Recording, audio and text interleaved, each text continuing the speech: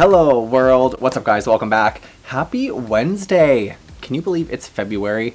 If all things are on track, today is Wednesday, February the 6th. That means it has been 1 year, 1 full year since I went on prescription strength Retin-A. You guys know Retin-A is like the only proven holy grail skincare ingredient, like the king of skincare. Today I'm going to give you guys a quick run through of Retin-A. I'm also going to answer all of my most frequently asked Retin-A questions. I also made a list of what I wish I knew when I started Retin-A, what I would tell myself a year ago going on Retin-A, all the tips, the tricks that I would give myself, because if you're someone just starting Retin-A, or maybe you're on your journey, I have discovered so much, I've learned so much. So let's dive into my finale episode, my 1 year Retin-A update, the final chapter in my Retin-A journey. Stick around until the very end to find out why this is my last Retin-A update, why I'm going off of Retin-A. You guys will never believe it. Let's dive right into it. Alright, so for all of you that are new to my channel, first of all, hello and welcome. Second of all, this is the Stevia-A, the type of tretinoin cream that I've been using. Now, tretinoin is vitamin A. Vitamin A is retinoic acid, also known as tretinoin, which is also known as Stevia-A, Retin-A. It can be kind of confusing with all the different names out there, but tretinoin cream is a retinoic acid. When you apply the retinoic acid to the skin, your skin already has a receptor, so it doesn't require any additional steps. That's why tretinoin is so powerful, because you already have that receptor built into your skin, and that's the reason why you need to get a prescription for it. You guys might be familiar with the term retinol. If you shop at Sephora, sometimes you'll see retinol in skincare products. This is not Retin-A. This is not retinoic acid. Retinol is similar to retinoic acid in terms that when it's applied to the skin, it requires your body to do one additional step to turn that retinol into retinoic acid. There is kind of mixed reviews on this. Not all of the retinol turns into retinoic acid. Retinol is also not FDA regulated, so really it's kind of a mystery when it comes to products that are at Sephora. When it says retinol, it's like you don't know how much and these aren't regulated, and honestly, it's just good to steer clear of all of that. Now, Retin-A has so many amazing benefits, as I'm sure you guys are aware of, but I'm just going to quickly blow through a couple of them. First of all, it's amazing at controlling acne. It's absolutely amazing. It also builds collagen. It helps to build collagen deep within the skin. So it's going to make your skin almost like more full, more voluminous. It makes your skin thicker. It also alleviates fine lines and even deep wrinkles. You guys, I'm not kidding. It can also have an effect on dark spots and hyperpigmentation. Because it is a melanin inhibitor, it's really going to help to break down and prevent those dark spots from forming. It really helps to even out your complexion, your tone, your texture, fuller skin. I mean, hello! Literally, I feel like my skin is so poppin' today. I can see it up there in the monitor. This is like the perfect time to do my 1 year update, because as you guys can see, the results of Retin-A over the last year have been crazy. Honestly, being on Retin-A has been so amazing. I've literally seen every benefit that I mentioned. My skin has been fuller, firmer, my skin feels thicker, more taut. It really helped to even out the texture, especially in my nose area. You guys know I have giant pores, I have really big buildup. Now, if you want a full breakdown of how my skin transformed while I was on Retin-A, make sure you check out my entire playlist down below. Literally, every couple of months I did an update. You guys can see, and I break down into like months, the experience that I had, which months I had really bad peeling until my skin kind of retinized and got used to that Retin-A, and then all I started seeing was benefits. So if you want to see kind of like a walkthrough, an entire play-by-play, make sure you check out the entire playlist. I'll have that link down below. Now, over the last year, I have gotten literally hundreds of questions on my Retin-A series. I thought, why not just answer these questions? I mean, 1 year is like the perfect video. That way we're all caught up, we're all on the same page, and we can kind of close this chapter together. Alright, now the first question that I get asked most frequently when it comes to Retin-A is, how did I deal with the peeling skin? The dry skin, the bath salt chin, as I like to call it. How do you deal with all of that dry, flaking skin, especially in the winter, which is the best time to use a Retin-A because you're not out in the sun quite as much. Make sure you're wearing a sunscreen. But winter is the perfect time to start using a Retin-A, but winter is also the perfect time for dry skin. Now, I have seen mixed results when it comes to exfoliating and using a Retin-A. A lot of people say that you shouldn't exfoliate. However, I exfoliate it about twice a week. A lot of people say, and a lot of people here on YouTube say, that you really shouldn't exfoliate your skin. My advice to you is do what's best for your skin. You know, if you try exfoliating that dry skin and your skin reacts really harshly and you might get breakouts or it might burn, turn red, then exfoliating is not for you. But for the entire year that I was on Retin-A, I used the Boscia Peel Gel. Now this is a really gentle peeling gel, a really gentle exfoliating gel. I really found that peeling gel a lot less harsh than those kind of more scrubby manual scrubs. So between exfoliating and heavy moisturizing, I was really able to combat that dry skin during, I would say, about the first 3 months until my skin fully retinized. After that, it was totally fine, but my advice would be try exfoliating maybe just once a week. See how your skin reacts, see if it turns red, see if it gets angry with you. If it doesn't, try it maybe twice a week. I found that that really got rid of all of that dry skin, and then I would layer on such a heavy moisturizer that my skin was looking baby smooth. Now, another frequently asked question that I get in the comments all the time is, Trevor, how do I get a prescription strength Retin-A? My advice has always been the same. It's best to see your dermatologist to get a prescription for Retin-A.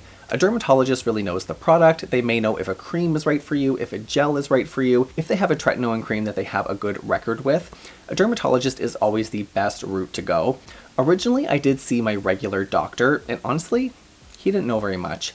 And I really wanted someone that I could ask questions with. I wanted someone I could trust with my skin. So I got a referral for a dermatologist, and you know, it is kind of a pain in the butt to have to wait for your dermatology appointment.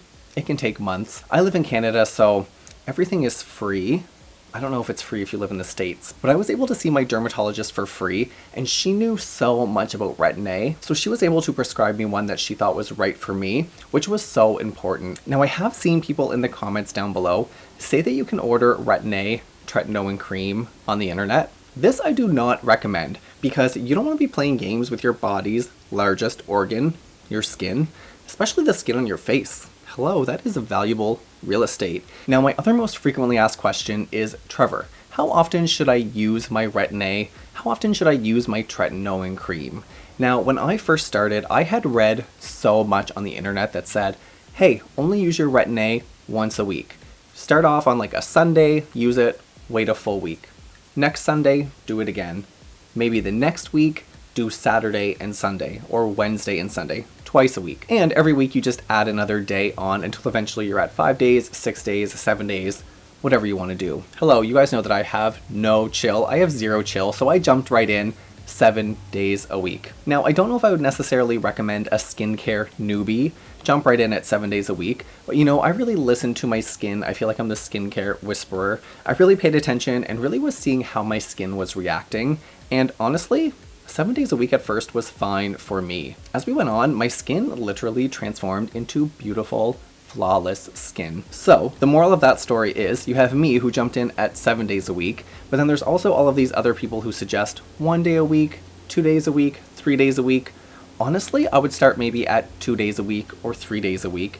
See how your skin does, see how your skin adjusts. We all know that everyone's skin is different and experiences things at a different rate. So it's really important to listen to your own skin and decide how often is right for you. Now, if I could tell myself a year ago what I know now when it comes to Retin-A, when it comes to tretinoin cream, honestly, the first one is definitely keep going.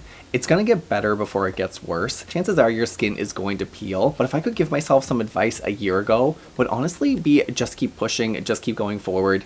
Even when your skin is looking crazy, trust in the process because more beautiful skin is literally just around the corner, and as soon as your skin retinizes, you're in for a treat. Something else I would tell myself is, now this might not be everyone, but don't beat yourself up or feel bad if you miss a night, because I know sometimes you just fall asleep at the end of the night and you don't have time to wash your face, or you just don't feel like doing the whole Retin-A process because it does take a little bit of time. And the couple of times or even the couple of weeks I may have missed it for like a full week here and there, I would feel so guilty if I didn't use it. But listen, this is a life commitment. Skincare routine is like a life routine, like a gym routine, like healthy eating. A skincare routine is literally for the rest of your life. So in the grand scheme of things, in the grand scheme of a year, don't get bent out of shape if you miss a couple nights, if you miss a couple treatments. Get back on the horse because it is so worth it. I would also tell myself to chill out and not take it so seriously. Honestly, for the first 6 months, I did the whole thing where I would wash my face, I would wait an hour, I would apply the Retin-A, I would wait another hour, then I would apply my moisturizer. The whole thing was just so cumbersome. Honestly, then I just learned to chill out. There's really no wrong way to use a Retin-A other than putting it on wet skin. Make sure you're always using dry skin. But honestly, there's really no wrong way to use it. Whether you want to mix it with a moisturizer, mix it in with a serum, as long as you're not mixing it with any other acids, if you're just using like a simple serum or a simple moisturizer, you're totally cool. If you want to mix it in with your overnight mask, apply it to the skin, honestly, any Retin-A, any Tretinoin cream is better than nothing. So I would tell myself to chill out, do you, mix it with your face mask. Don't wait the full hour. I mean, I wasted so much time applying Retin-A. I wish I could get all that time back. But that's why I'm here to save you from making the same mistakes that I did. Honestly, guys, you don't need to wait like the full hour. Just mix all your products together, put them on your skin, go to sleep, wake up, beautiful. Now, I did mention at the beginning of the video that this was going to be my last Retin-A update, the final chapter, the final series in my Retin-A journey. And yes, that is true. Guys, I've actually been off Retin-A for the last month. Blasphemy, I know. You're like, Trevor, you just told us all this amazing stuff about Retin-A. Why aren't you on it? Well, guys, I'm off it for a good reason. If you've been following my channel, you know that I've been trying IPL and Clear and Brilliant laser treatments on my face. And really, you can't be on Retin-A because that's making your skin so sensitive. You can't be on Retin-A and doing lasers at the same time. So I have been off my Steva A for about a month now, and I'm going to be off of it for the next 3 months. I'm going to be away from my baby for 3 months. I can't believe it. Now, after I'm done my IPL and Clear and Brilliant treatments, I will go back on Retin-A, but the only downside is my skin won't be retinized anymore. So that means I'm going to go through the entire journey again. I can't bear the thought. All right, guys, I guess that's it. I guess I answered all my questions here. If you liked today's video, make sure to give it a thumbs up. If you've watched this entire series since the very beginning, let me know in the comments down below. If you made it to the end of this video, of course, you are so special to me and you're the reason why I do this. If you made it to the very end, I love you guys so much. And of course, I'll see you in the next video. Bye, guys.